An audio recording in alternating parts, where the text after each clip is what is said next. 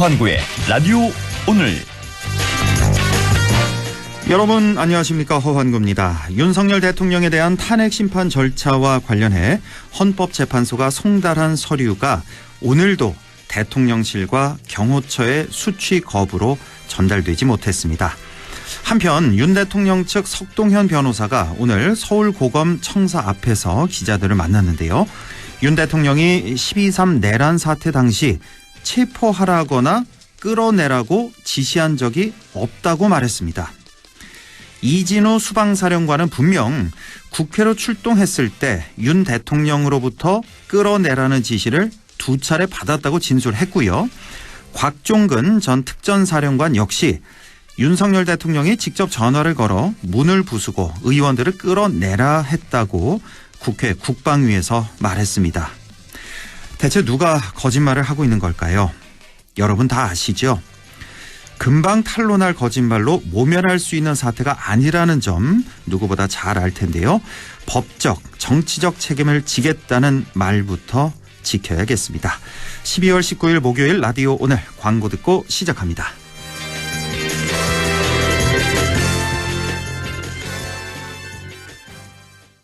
독일도 돌았다. 스위스도 돌았다. 대성보일러도 유럽처럼 빙 돌았다. 원통형 콘덴싱으로.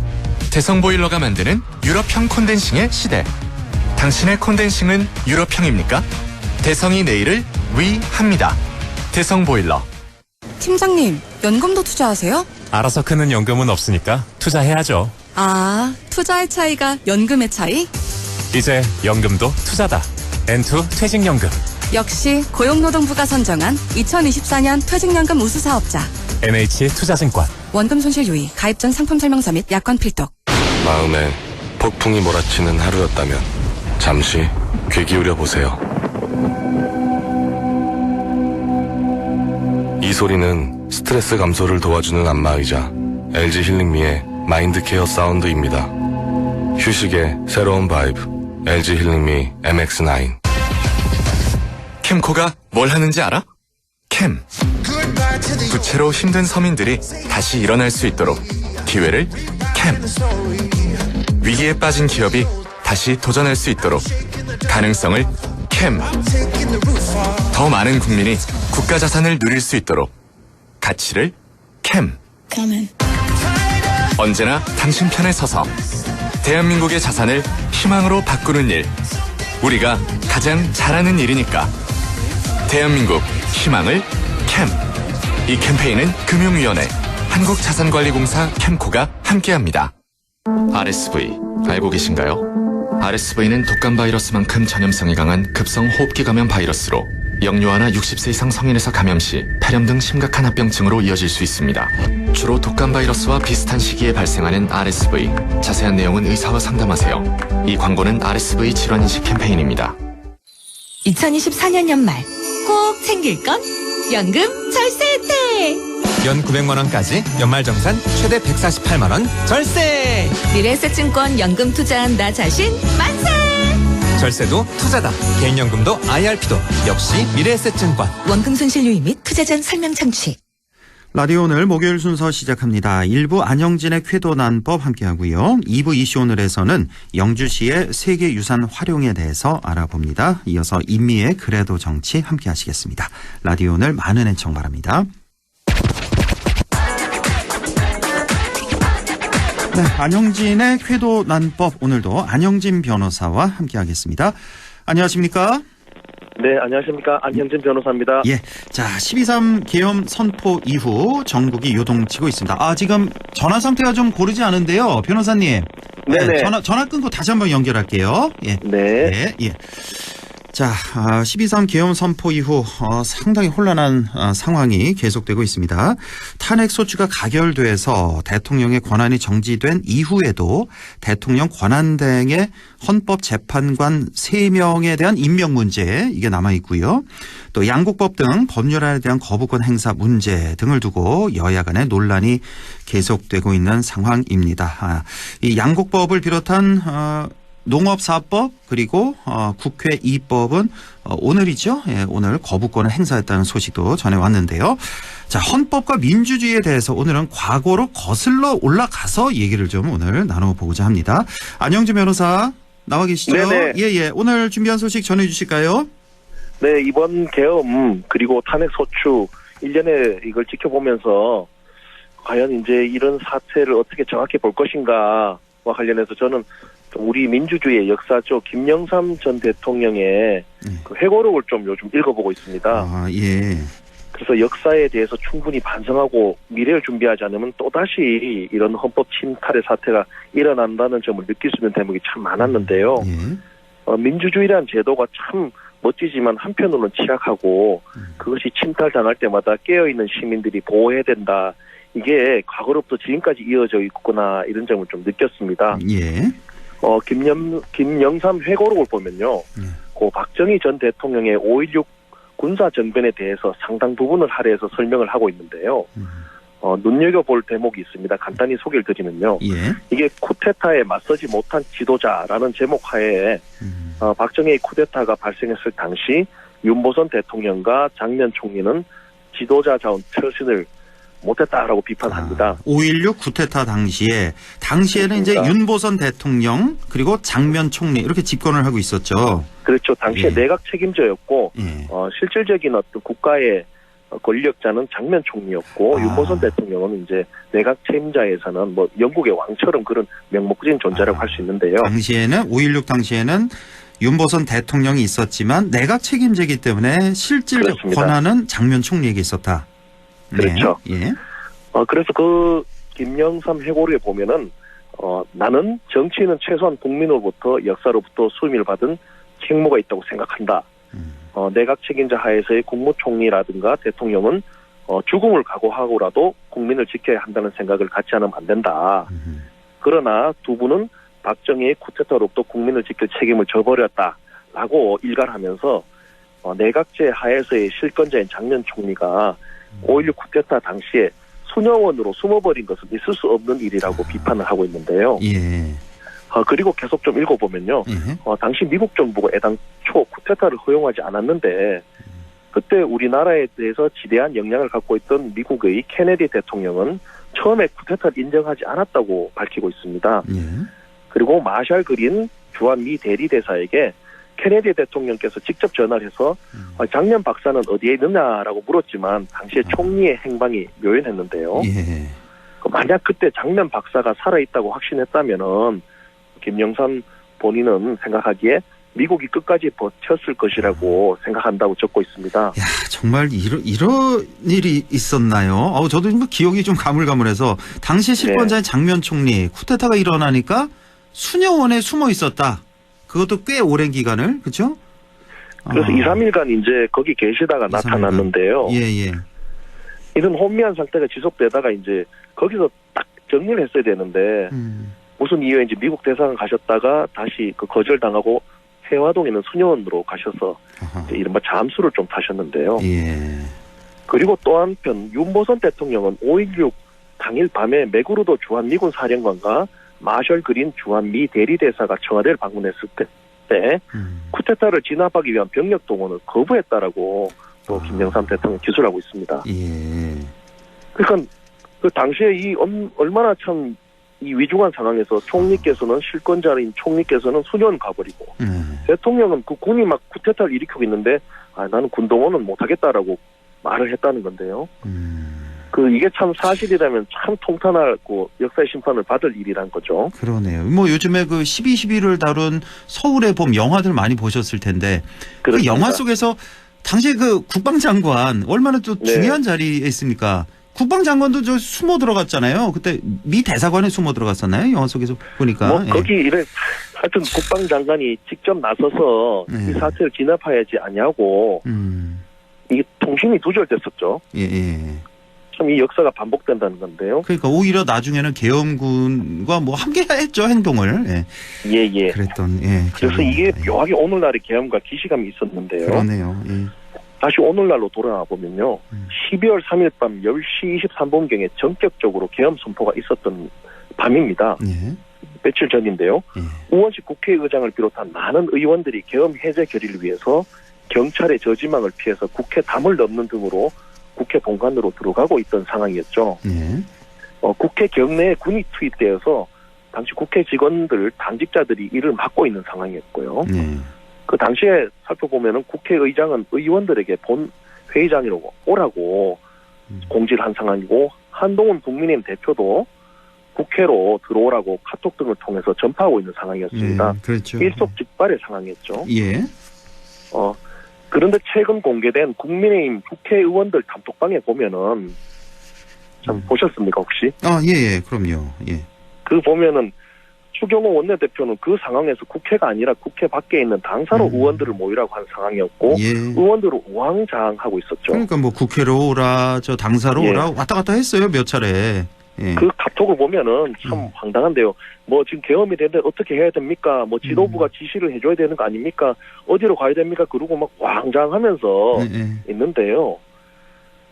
이게 쉽게 말하면 그거죠. 불이 났는데 불을 꺼야 되는데 맞아요. 그걸 안 하고 지금 회의를 해야 되지 않느냐, 어디로 모여야 되냐, 지시 내려라 이러고 왕장했다는 거죠. 예, 카톡이 아니라 텔레그램에서 이번에는 텔레그램에서 어쨌든 이게 공개가 됐는데 좀 헌법과 법률을 위반한 계엄이 선포되는 경우에는 국회의원은 목숨을 걸고 즉각 이를 막아야 할 의무가 있지 않느냐는 건데, 당연하죠. 그러라 국회의원 시켜준 거고요. 당연합니다. 이건 기본적으로 알고 있어야죠. 예. 국회의원식이나 됐으면.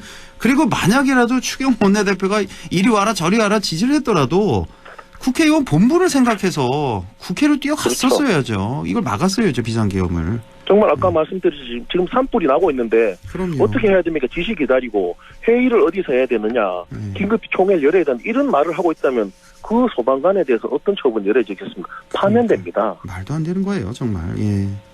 이게 참 이 어떤 이 역사마다 우왕좌왕하고 한 발 뺐던 그런 어떤 권력자들의 행태들이 여실히 또 한 번 드러나고 있다고 봐야 되는데요. 그렇습니다.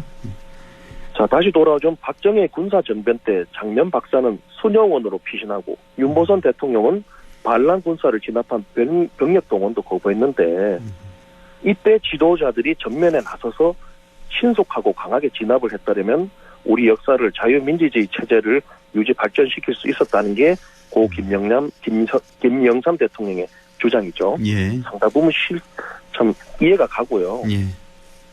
다행히 이번 사태 때 190명의 국회의원들의 필사적 노력으로 국회에 진입해서 계엄 해제를 만장일치로 포기했으니 망정이지. 또 저번처럼 예전처럼 이러다가 자칫 잘못해서 좀 늦거나 의결수가 모자랐다면은 또 군인에 의해서 끌려 나가거나 하여 또 어떻게 됐겠습니까? 계엄이 지속됐겠죠. 상상만 해도 끔찍합니다. 만약에 예. 계엄이 계속됐더라면. 예. 그리고 지금 속속들이 드러나고 있는 정황들은 그 군인들이 증언하기를 빨리 막아라, 끌어내라고 했다. 그러니까요. 문을 부수고 들어가 했다. 이런 증언들이 도처에서 나오고 있지 않습니까? 그렇습니다. 예. 그 긴박성과 위험성을 다시금 확인할 수 있는데요. 그래서 표결에 참여하지 않고 왕좌왕한 의원, 본회의가 아니라 당사로 가버린 의원, 또 본청에 있으면서도 참여를 안 해버린 의원들의 행동은 두고두고 곱씹어 볼 필요가 있다라는 점입니다. 뿐만 아니라 그 당시 행동도 그랬고 지금도 마찬가지입니다. 그들 상당수가 아직도 윤 대통령을 좀 옹호하는 그런 발언하는 사람이 꽤 많습니다. 예. 물론 그쪽 입장이 그러니까 뭐 이재명 대표에게 정권을 넘길 수 없다 이거 아니겠습니까? 한마디로. 근데 이게 정당화될 수가 없어요. 내란 옹호는 이게 절대 용서받을 수 없는 차원이 다른 거기 때문에 지금이라도 이거 행동 잘해야 됩니다, 정말. 예. 사실 국민의힘도 그렇고 민주당도 그렇고 어느 한쪽만 국민을 위하고 그럴 건 아니고 둘 다 당리당략적인 측면이 상당히 많다고 저는 봅니다. 예. 뭐 이재명 대표 같으면 헌법재판은 빨리 하라고 그러고 본인 재판은 좀 빨리 하라고 안 하던데요. 예. 뭐 좀 이 점은 국민들께 판단하실 문제고요. 그렇습니다. 그럴 경우에 헌법과 민주주의, 국민의 뜻이라는 기본 전제 아래서 급히 행동을 해야 된다는 거고, 무엇을 당리당략을 떠나서 헌법과 민주주의를 침해하는 점에 있어서는 강하고 신속하게 싸워야 된다는 것, 그리고 우물쭈물하지 말고 즉시 행동해야 한다는 것, 그리고 여야 정파적 이익을 떠나야 한다는 것을 5.16 군사정변 그리고 12.3 계엄 사태를 보면은 계속 느끼게 됩니다. 그렇습니다. 예, 이번 만약 김영삼 대통령께서 살아계시다면은 정말로 크게 좀 분노를 하셨을 것이고 예. 비판하셨지 않을까 이 회고록을 읽으면서 좀 생각을 해보았습니다. 그런데 그 회고록 꽤 두껍지 않나요 혹시? 3권짜리인데요. 3권짜리. 이게 상당히 쉽게 쓰여 있고 당시에 생생한 그 장면들이 그래요. 그 재연국회부터 시작해서 쭉 나와 있어서 예. 한번 일독할 만하고 또 하나 또 일독할 만한 게 돌아간 그 12.12 당시에 장태환 수경사령관이죠. 예예예. 끝까지 저항해서 싸웠던 계엄군과 그분도 저항했던. 이제 생전 지금은 고인이 되셨는데 생전에 12.12 사태에 대한 회고록을 남긴 게 있습니다. 그러니까요. 예. 그 두 이제 책들을 제가 요즘 읽고 있는데 좀 뭐랄까요 이렇게 거울을 보는 것 같아서 예. 많은 생각이 듭니다. 그렇습니다. 이런 서적도 읽으면서 좀 참고해야 되겠고 이번 내란 사태 관련해서 책임자들 관련자들 정말 한 명도 빼놓지 않고 다 처벌을 해서 그 사람들 처벌하는 것도 중요하지만 다시는 내란 꿈도 못 꾸게끔 이거 역사에 반드시 남겨야 된다는 그게 더 중요한 겁니다. 다시는 내란이 우리나라에서 있어서는 안 된다는 거. 예. 자, 오늘 여기까지 보겠습니다. 쾌도난법 안형진 변호사와 함께했습니다. 고맙습니다. 감사합니다. 네, 라디오 오늘 2부에서 뵙겠습니다.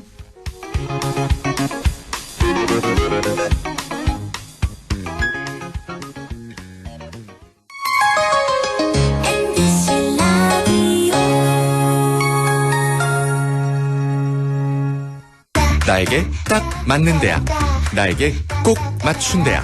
나만의 경쟁력을 원한다면 안동과학대학교로 오라.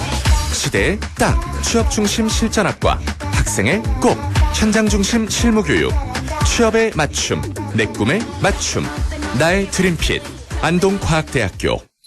2024년 연말 꼭 챙길 건 연금 절세 혜택. 연 900만 원까지 연말정산 최대 148만 원 절세. 미래에셋증권 연금 투자한 나 자신 만세. 절세도 투자다. 개인연금도 IRP도 역시 미래에셋증권. 원금 손실 유의 및 투자 전 설명 청취. 오늘도 안전하게 음주운전 예방수칙 알려드립니다. 첫 번째, 술자리가 예정된 경우 미리 귀가 방법을 정하고 차는 가져가지 않는 것이 안전합니다. 두 번째, 음주 후 자전거나 전동 킥보드를 이용하는 것도 음주운전 처벌 대상에 포함됩니다. 세 번째, 과음을 한 다음 날에는 대중교통을 이용해주세요. 숙취 음주운전 역시 처벌 대상입니다. 네 번째, 음주운전을 방조하는 경우에도 3년 이하의 징역형 또는 1,000만 원 이하의 벌금형에 처해질 수 있습니다. 적극적으로 말려주세요. 위험한 음주운전 미리 예방하여 소중한 생명을 지켜주세요.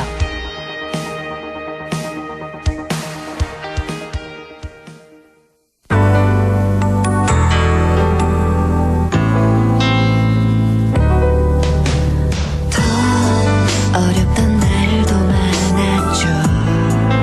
우리 함께 한다면 따스함을 느껴요. 사랑이 있어요. 소중한 꿈을 이뤄봐요.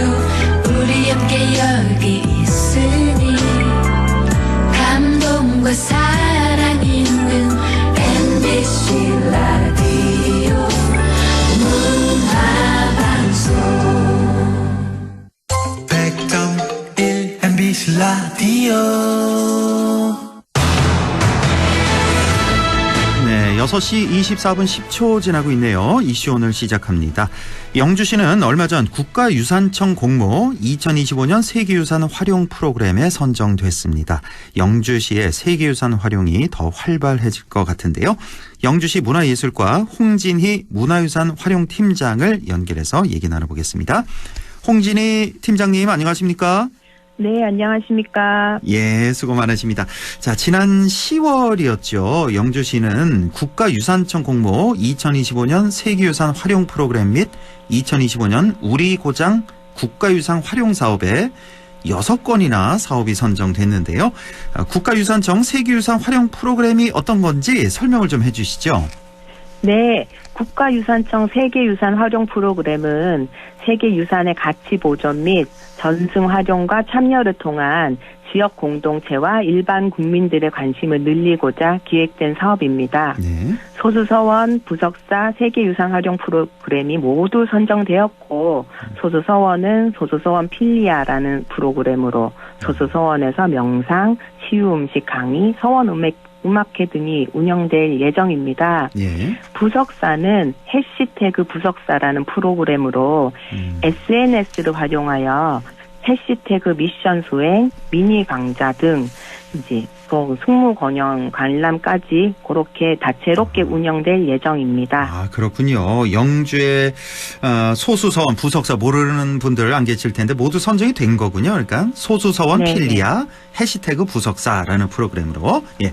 네. 자, 그러면 우리 고장 국가유산 활용 사업은 이건 어떤 사업인가요? 우리 고장 국가유산 활용 사업은 지역 문화유산의 가치를 이제 지역 자원과 결합해서 지역민들의 문화 향유 기회를 늘리고 지역 경제를 활성화하고자 기획된 사업입니다. 네. 선정된 사업으로는 생생 국가유산 활용 사업, 사적 수능 벽화 고분을 대상으로 한 1500년 벽화 고분을 지키는 수호신, 국가민속 등록 문화유산 근대 역사 문화 거리를 대상으로 한 영주 근대로의 시간 여행입니다. 예. 그리고 이제 향교서원 국가유산 활용 사업이라고 있는데요. 예. 경상북도 유형문화유산 영주 향교 대성전을 대상으로 향교야 같이 놀자. 그리고 경상북도 기념물 유산서원을 대상으로 한 선비꽃이 피었습니다. 이렇게 두 가지가 있습니다. 예. 내년에 해당 문화유산을 대상으로 답사 공연, 체험 등 이제 세부 프로그램들이 진행될 예정이고요. 네. 이를 통해 이제 영주시 세계유산 및 국가유산 활용도를 높이고 지역 경제 활성화에도 기여할 것으로 생각됩니다. 그렇군요. 오늘 방송을 예. 듣고 계시는 관심 있는 청취자 여러분께서도 내년에 이제 국가유산청 누리집을 통해 신청할 수 있기를 바라고요. 예. 이제 뭐 각 사업별 모집 인원 및 연령대의 차이가 있으니까 확인하시고 신청하셔서 국가유산을 즐겨보시기 바랍니다. 아이고, 예, 알겠습니다. 최근에 이렇게 영주시에 반가운 소식이 참 많습니다. 아, 지난 3일이었죠. 영주 만죽제 고택과 유물, 그리고 해우당 고택과 유물이 모두 국가민속문화유산으로 지정됐다고요? 네, 말씀하신 대로 지난 3일 무선마을에 경사가 있었습니다. 네. 이제 영주 무선마을을 대표하는 두 고택인 만주제 고택 유물과 영주 해우당 고택 및 유물 일괄이 국가민속문화유산으로 지정되었습니다. 두 고택은 무선마을에 거주하는 반남 박 씨와 선성 김 씨 대표 고택으로 조선 중후기 상류주택을 대표하는 미음자형 구조의 고택입니다. 예. 예. 만죽제 고택은 1666년 입향시조 박수가 무선마을에 오시면서 건립한 고택으로 360년간 13대에 걸쳐 집도와 가옥을 온전히 유지하여 이번에 그 가치를 인정받을 수 있었고요. 예. 해우당 고택도 선성 김씨 입향조 김대 손자인 김영각이 1800년대 초반에 건립한 것으로 전해지고 그의 아들 김낙풍이 이제 1877년쯤에 고택을 중수하여 수리공사 없이 원형이 잘 보존되어 그 가치를 인정받을 수 있었습니다. 예. 이번 지정으로 무선마을에는 국가민속문화유산 3건, 경상북도 민속문화유산 2건, 문화유산 자료 5건 등 총 10건의 지정유산을 보유한 한국을 대표하는 민속마을로 자리매김하였습니다. 예. 시에서도 앞으로 소중한 고택유산을 지속적으로 보존 활용해 나갈 예정입니다. 아이고, 그렇군요. 문화유산 활용팀장이시니까 앞으로 점점 더 바빠지시겠네요. 예. 네. 자, 그동안 이전 필요성이 제기되온 보물 영주동 석조 열애 입상이라고 있는데 이게 이제 국가유산청으로부터 이전 허가를 승인받았다고요? 네, 맞습니다. 국가유산의 체계적인 보존 관리를 위한 첫걸음을 내딛었다고 할 수 있겠는데요. 예. 지난 11월 29일 국가유산청으로부터 소재지 이전 행위 조건부 허가를 승인받았습니다. 예. 영주동 석조열의 일상은 통일신라 시대 때 조성된 불상으로 일제 강점기 이제 영주 시내 남산들 제방에서 발견된 것으로 알려져 있는데요. 이제 원위치를 알지 못해서 영주 초등학교 앞을 거쳐 1988년 이제 현재 자리인 아이신라 놀이터 전정으로 이전되어 현재까지 위치하고 있었는데요. 이제 원래 불상 자리가 아니다 보니 주변 환경과 역사 문화적 연계성이 부족하고 이제 도심지에 자리 잡아서 주민 불편이 지속적으로 발생했었습니다. 이에 따라 영주시에서는 이제 이전 용역을 추진하여 방안을 모색하였고 11월 21일 국가유산청 제11차 건축문화유산분과위원회 심의를 거쳐 조건부 허가가 최종 결정되었습니다. 그래서 주요 허가 사항으로 보물 영주 가흥동 마의 열애 3종상 및 열애 자상 주변 부지로 이전이 되는 걸로 결정이 됐습니다. 아, 그렇군요. 그러니까 영주동 석조 열애 입상이 현재는 아이신라 실내 놀이터 거기 있다고요? 네네. 예, 여기 지금 있는데 이거를 가흥동에 있는 마의 열애 3존상 및 열애 좌상 그 주변 부지로 이전한다는 그런 계획이고요. 그 불상 보호 규제로 지연됐던 또 주요 도시계획 사업들이 있었다면서요. 이것도 뭐 본격 추진될 수 있게 됐다고요? 네네. 불상 이전이 이제 조건부 허가를 받았고 향후 이전할 수 있게 됨에 따라서 이제 그동안 좀 막혀 있었던 주요 도시계획 사업들도 탄력받아서 추진할 수 있게 되었습니다.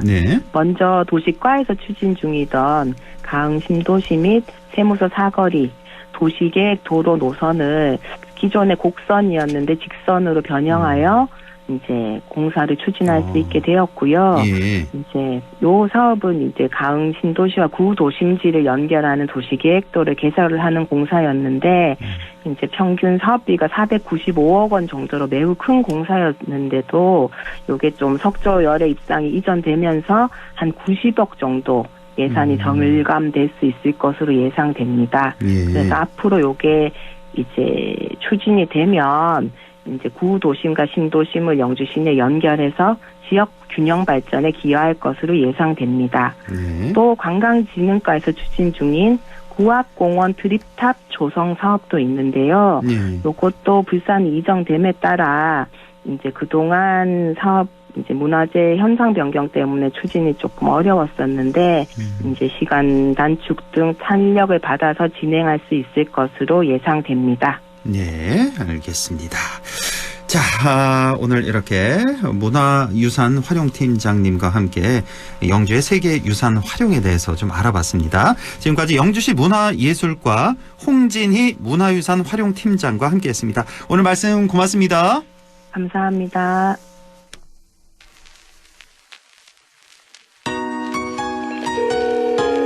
네, 이어서 이제 임미의 그래도 정치 시간인데요. 현재 국회에 아마 계실 것 같은데 전화가 지금 연결이 안 되는 상황입니다. 그래서 전화 계속 저희가 돌려보고 있을 테니까 연결되면 바로 임미의 그래도 정치 이어가도록 하겠습니다. 빅뱅의 거짓말 이어서 듣겠습니다. And I'm so sick of love songs. Yeah, I hate them love songs.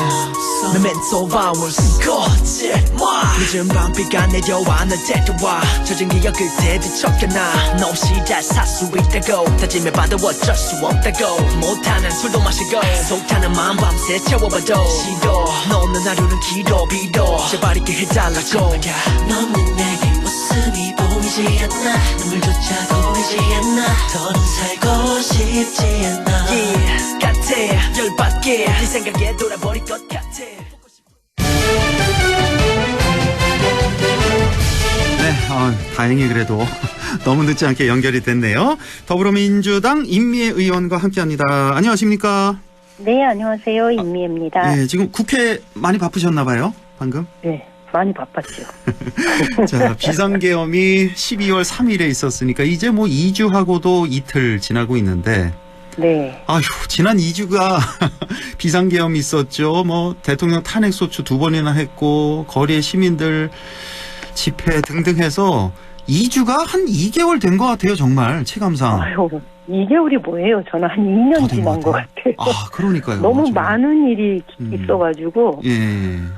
이게 격변기라고 얘기하는가 보다 싶어요. 예. 우리 국민들이 이 정도로 느끼니까 국회의원으로서는 또 얼마나 또 참 혼돈의 그 시간이었을지. 어쨌든 우리 국민들이 바라는 건 책임자, 완전한 책임자 처벌, 그리고 재발 방지 아니겠습니까? 예. 네, 그렇죠. 절대로 앞으로는 내란, 생각도 못하도록 확실하게 진짜, 처단을 해야 될 것 같습니다. 그야말로 대통령 표현답게, 내란에 대해서는 네네. 처단을 확실히. 자, 여쭤볼 게 너무 많은데요. 네. 윤석열 대통령 지금 버티기에 들어간 그런 모양새죠. 지금 그렇죠. 어떤 압수수색 모두 거부하고 소환 불응하고 어떤 서류도 통지서도 받고 안 있지 받고 않고 있어요. 모든 걸 다 지금 거부하고 있는 상태. 네. 근데 원래는 법적 정치적 책임지겠다고 이렇게 해놨잖아요. 그렇죠. 그런데 지금 이런 모습을 보이고 있단 말이에요. 이거 어떻게 봐야 돼요? 한마디로 시간 끌기인 것 같아요. 지금은 출석 요구서 수령하는 것도 거부했고 책임을 적극적으로 회피하는 모습을 보이고 있는데요.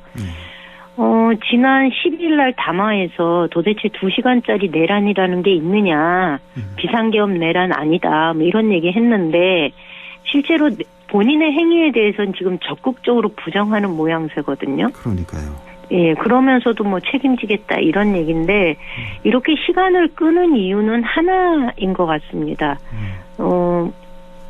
이분의 정치적인 대상은, 정치의 대상은 이재명 대표인 거죠. 그렇지. 이재명 대표의 선거법 관련한 2심 재판 결과가 나올 때까지 최대한 자신과 관련된 법적인 절차를 미루어 보겠다라는 일종의 꼼수, 자신의 행위에 대해서 정당하게 국민들로부터 심판받겠다가 아니고 미룰 때까지 미루어서 어쨌든 간 좀 살아보겠다, 살아남아 보겠다라는 그런 꼼수가 아닌가라는 거 저는 봅니다. 참 모든 국민들이 생중계를 통해서 다 받고 그리고 또 각 그 사령관들이 증언을 다 했잖아요. 대통령으로부터 직접 전화를 받아서 국회 다 끌어내라 이런 그랬는데도 오늘 석동현 변호사가 나와서 대통령 체포의 채자도 꺼내지 않았다. 이렇게 오늘 기자회견을 했던데 정말 그러니까 국민들 이게요. 공분을 사고 있습니다. 정말. 예, 2년 반이 넘는 그 임기 동안에 일관성 있게 보여준 모습입니다. 일관성 있게. 그러니까 앞에서 한 말 하고 돌아서서 그것이 문제가 되면 늘 그것을 책임을 회피하게 급급하고 했던 말도 아니라고 우기면 그만이고 대표적인 게 바이든 날리면이었는데 그렇죠. 그 이후에도 이런 똑같은 행태가 2년 반 넘게 지속되었던 거거든요. 그리고 지금도 보여주는 모습이 똑같은 거죠. 그래서 돌아서면 들통날 거짓말을 아무렇지도 않게 여러 스피커들을 통해서 여론을 호도하고 있는 모습을 저는 오늘도 확인하는 것 같아요. 참 인격 자체가 너무 의심스럽고 물론 평생 주요 요직 최근에 한 10년 사이에 요직 중앙지검장부터 해서 검찰총장, 대통령까지 권력의 한 중심에 있었기 때문에 주변에 다른 사람이 많았겠습니다만 정말 인격 자체를 보고는 주변에 친구가 한 명도 없을 것 같은 딱 그런 캐릭터 아니겠습니까?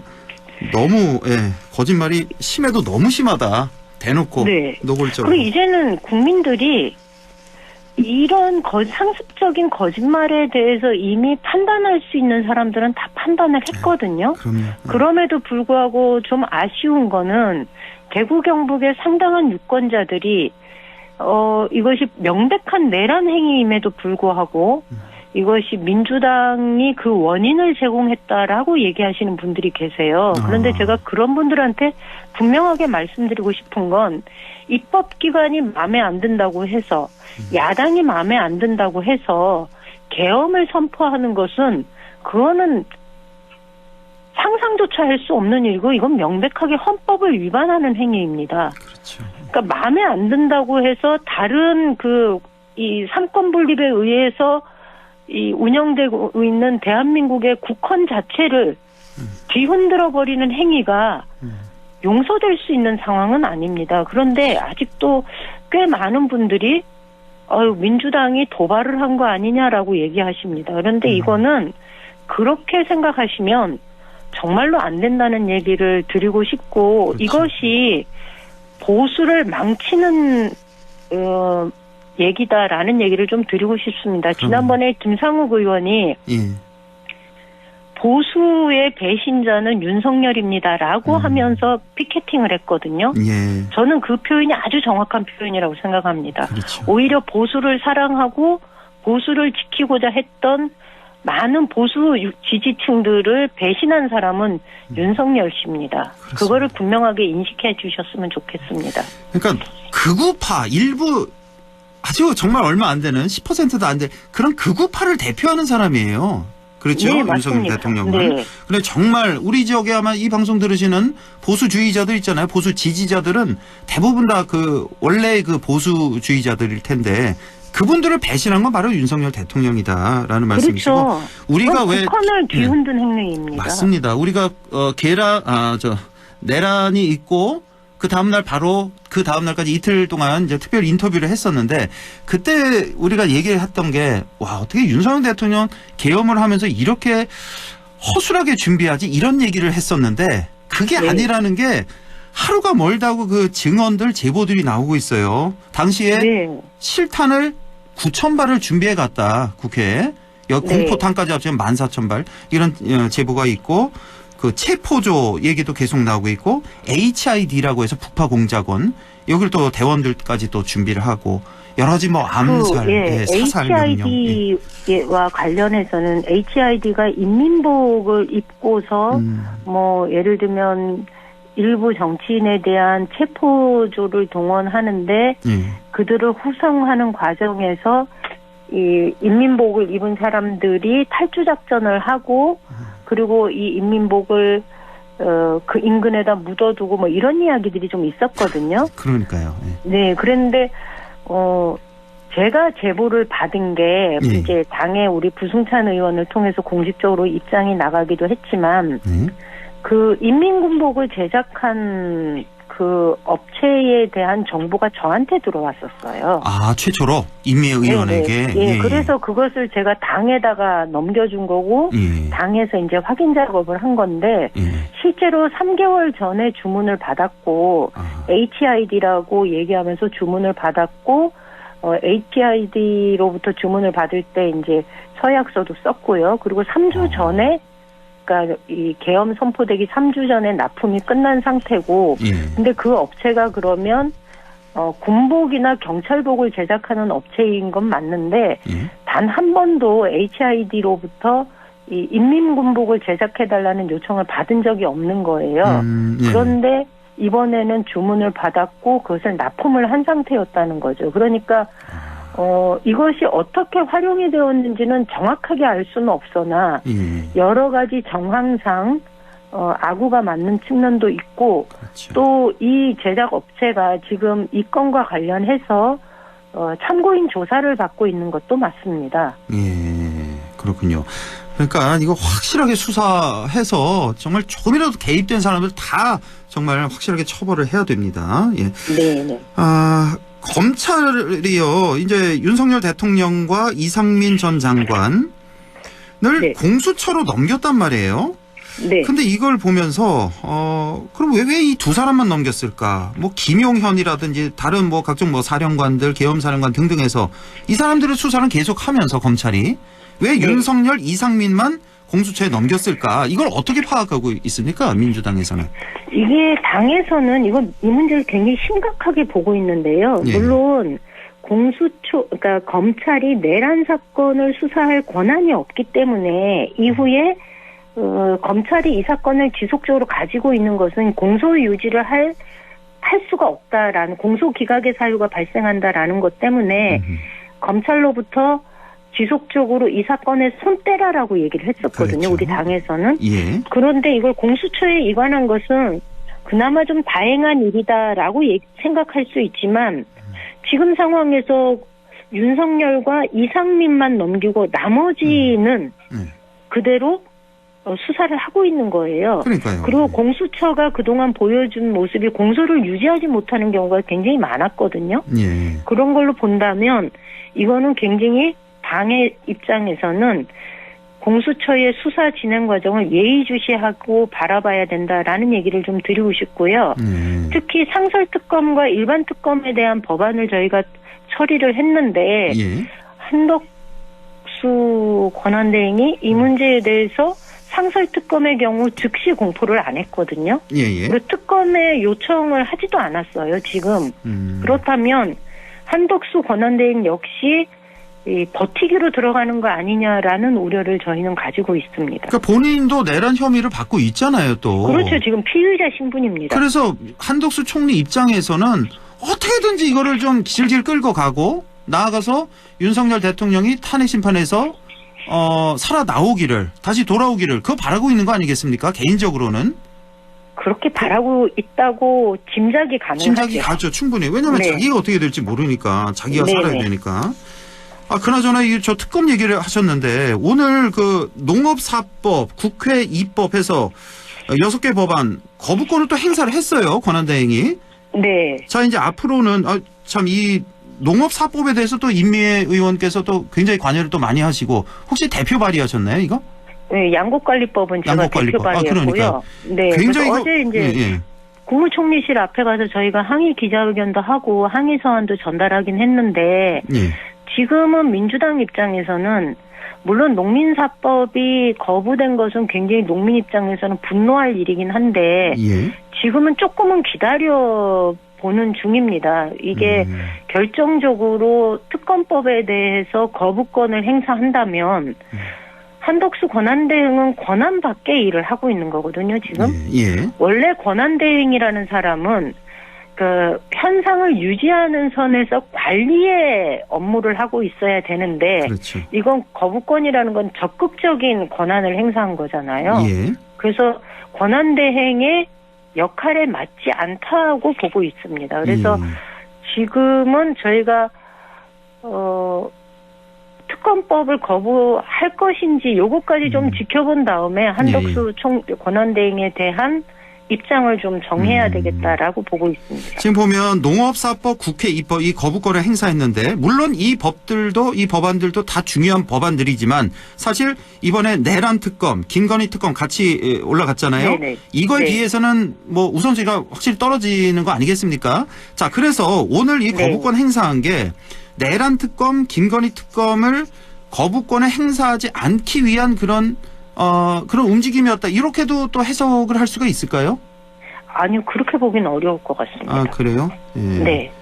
만약에 그런 측면이었다면 한덕수 권한대행이 사전에 이러저러한 이재명 대표하고의 이야기가 좀 있었을 가능성이 있는데 전혀 그런 얘기가 진행되었다는 얘기는 없었습니다. 제가 오늘 거부권 행사할 거라는 얘기가 있어서 어제 제가 국회의장을 통해서 중재도 요청을 했고 저희 당의 지도부도 만났고 뭐 저도 할 수 있는 대로 최대한 쫓아다니면서 호소를 했었는데 그 과정에서 뭐 예를 들어서 당이 특검법을 받기 위해서 이것을 거부권 행사하는 것은 암묵적으로 동의를 해준다라는 뭔가의 그런 암묵적인 내역이 있었으면 저희가 그 부분에 대해서 좀 감지라도 했을 텐데 전혀 그런 게 없었습니다. 그래서 이제 내란 김건희 특검 또다시 거부권을 행사할 가능성도 있다. 이렇게 보시는 거군요. 의원님은. 자, 그렇다면 사실 오늘 이 거부권 행사한 6개의 법안에 대해서 지금 민주당 내에서 굉장히 좀 뭐라고 할까요? 좀 많이 좀 화가 나는 의원들도 많이 계실 것 같은데 당장 탄핵 들어가야 된다, 총리. 그런 얘기도 좀 있지 않습니까? 있지요. 저희 상임위 의원들 입장에서는 당장 탄핵 들어가야 되는 거 아니냐라고 얘기를 하는데 저희는 흥분을 했지만 어쩌면 지금 시기에 가장 큰 민생은 특검법이 통과되는 거거든요. 그리고 특검을 추천하는 거거든요. 권한대행이 그것을 수용하는 거기 때문에 지금은 조금 차분하게 기다려보자라는 입장입니다. 내란 특검, 김건희 특검은 좀 기다려보자. 이게 12월 31일까지라면서요. 네네. 그때까지 또 시간 끌겠다는 거 아니에요? 한덕수 총리. 근데 그렇게 끌면 안 되거든요. 그러니까요. 상설특검의 경우 수사 개시가 되려면 특검이 통과가 즉시 수용을 하더라도 20일의 시간이 필요해요. 예. 법적으로. 예. 그렇게 치면 지금 즉시 이것을 공포하고 그리고 특검 요청을 야당과 여당에다가 요청을 해야 되는 게 정상적인 일이죠. 그런데 이것을 31일까지 끌고 간다는 얘기는 그러면 1월 20일 지나야 이게 수사가 된다는 소리가 되거든요. 예. 그러니까 계속 끌 때까지 시간을 끌겠다는 거기 때문에 저는 한덕수 권한대행의 이런 움직임에 대해서 이거는 그냥 쉽게 넘어갈 일이 아니다. 이거야말로 아직까지 지속적으로 내란 행위에 동참하는 행위하고 다를 바 없다라고 봅니다. 그래서 지금 한덕수 총리가 굉장히 혐의를 받고 있어서 내란에 관해서 그럼 하루라도 빨리 탄핵을 시키고 그 다음이 최상목 경제부총리 아니겠습니까? 네. 여기 또 그 국무회의 참여를 안 했다면서요, 당일에 최상목 총리는. 그 얘기는 못 들었어요. 오늘 화면 보니까 참석한 것 같은데 오늘? 했다고 하나요? 어쨌든 네. 그래서 이거 너무 길게 늘어지는 거 아니냐. 이 정도 되면 정말 내란 동조하는 거 아니냐. 이런 말이 안 나올 수가 없습니다, 지금. 예. 그러니까 이게 한덕수 그날 저희가 대정부 질의할 때도 그 얘기가 나왔는데요. 예. 경제부총리하고 외교부 장관한테 그 윤석열 당시 대통령이 쪽지를 줬어요. 계엄령을 발동하겠다라고 얘기하면서 각각 쪽지를 줬고. 쪽지를 줬대요? 그 장관들한테? 예, 쪽지를 줬어요. 예, 그리고 그때 받은 그 쪽지가 뭐였냐면 어제 그 상임위 현안 질의에서 확인이 됐는데요. 예. 그 윤석열 그 씨가 그러니까 그 계엄 상황에서의 자금을 확보하기 위해 총력을 기울여 달라라는 내용이 담겨 있던 거예요. 자금. 그래서 저희가 예산 심의 과정에서 굉장히 이해할 수 없었던 게 예비비 2조 4천억을 깎았는데요. 맞아요. 예. 예. 그 중에서 다른 거 특활비 이런 거 필요 없다. 1조 1천억은 예비비를 살려달라라는 요구가 있었다는 거죠. 그런데 그 이유가 검찰 특활비 때문이 아니라 예비비를 살려달라고 한 거예요. 그럼 그 예비비로 계엄 자금을 쓰려고? 그럴 가능성에 대해서 배제할 수 없다고 보는 게 저희 입장입니다. 그렇네요. 그리고 실제로 최상목 부총리한테 준 쪽지가 예, 그것과 계엄에 대비한 그 자금을 확보해야 하는 문제와 관련된 내용이 들어 있었으니까. 그러니까 허술하게 준비한 게 절대 아니었어요. 아니에요. 이게 허술하게 여겨졌던 건 굉장히 실제로 군 부대가 동원되었던 군인들이 그 오랜 40년이 넘는 동안 군이 정치적으로 중립을 취해야 된다는 것에 대해서 교육을 받고 훈련받은 사람들이잖아요. 그들의 소극적인 태도가 그리고 적극적으로 이것을 막아나섰던 국민들 때문에 이게 무산된 거지. 그 윤석열 씨의 허술한 전략은 절대로 아니었다는 그렇습니다. 거죠. 예, 국민들 또 국회의원들 담 넘어 올라갔던 우리 임미애 의원님 그 정문 담터 넘어 나가는 영상이 꽤 자주 나오더라고요. 잘 보고 있습니다. 몰랐습니다. 오늘 여기까지만 듣겠습니다. 임미애 의원과 함께했습니다. 고맙습니다. 네, 고맙습니다. 네.